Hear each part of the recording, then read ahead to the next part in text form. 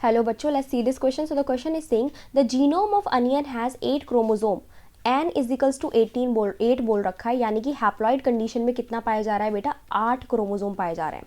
In a root tip cell undergoing anaphase the number of chromosome will be. अब ये बात कर रहे हैं रूट टिप सेल की, रूट की टिप में जो सेल पाई जा रही है उसकी.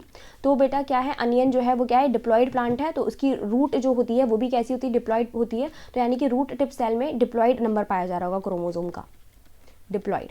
तो डिप्लॉइड क्या होता है, जस्ट डबल हो जाएगा 8 का, यानी कि 16 प्रेजेंट है.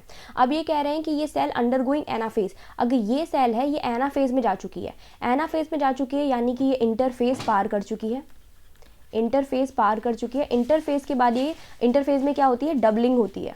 क्या होती है बेटा, डबलिंग होती है डीएनए की. Doubling of DNA occur in S phase. S phase में डबलिंग हुई होगी डीएनए की. उसके बाद फिर ये एम फेज में भी एंटर कर चुकी थी, और एम फेज में ये प्रोफेज एंड मेटाफेज को पार करके एना फेज में आ चुकी है.